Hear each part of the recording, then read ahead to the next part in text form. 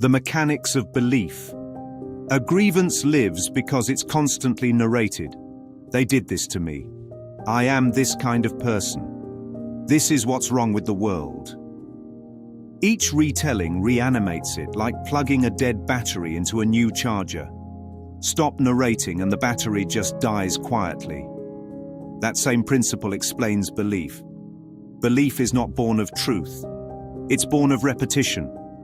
The ego repeats an idea until the mind mistakes familiarity for fact.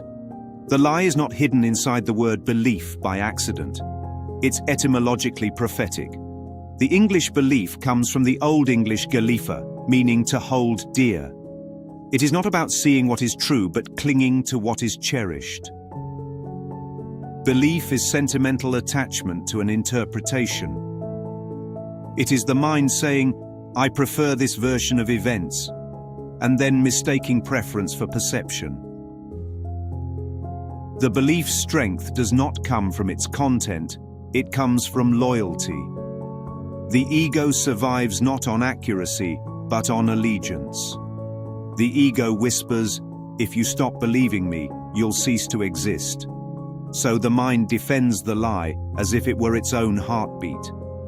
The strength of belief is proportional to the fear of letting it go. Belief functions like a psychological gravity. Its pull is strongest when the mind is most afraid of floating free. And here's the trick. The ego doesn't care if the belief is good or bad. All it cares about is continuity.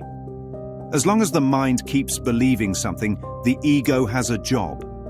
Belief is the ego's employment contract.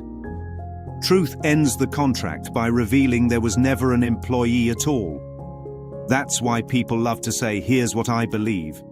It's a ritual of egoic self-declaration. It feels personal, proprietary, intimate, like identity in sentence form. To say I believe is to draw a small circle around infinity and call it mine. But truth is not negotiable. Truth does not require endorsement. It remains what it is, with or without the believer's vote. Belief is the ego's counterfeit of knowing. Knowing is effortless, belief is effortful. Knowing shines of itself. Belief must be constantly polished, defended, and reasserted. The minute you stop maintaining belief, it collapses like scaffolding when the building's gone. That's why belief feels so heavy. It's work. When A Course in Miracles says, truth does not fight against illusions, nor do illusions fight against the truth, it is describing this exact dynamic. Belief fights for survival because it knows it is not the truth. The truth, on the other hand, simply is. No maintenance, no defense, no narration. Think of belief as the mind's attempt to build a bridge across an abyss that never existed. It keeps hammering boards of concept and opinion to connect me to reality. But the whole construction is redundant because the me that builds it was the dream to begin with. Belief gives the illusion of ground under the feet of an imaginary self. In metaphysical terms, belief is the projection of meaning onto a meaningless world. It's the mind's way of filling the silence of being with the noise of interpretation. Each belief is a subtitle written over a wordless film. Turn the subtitles off and the original language silence returns. Why is belief so strong? Because belief feels like safety. It's the familiar lullaby of limitation. To believe is to say, I know where I stand, even if that ground is sand.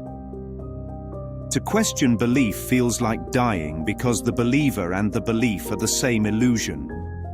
But when the mind stops believing in belief itself, something miraculous happens. Truth begins to dawn, not because it was earned, but because the clouds of conviction have finally parted. Belief cannot add to truth.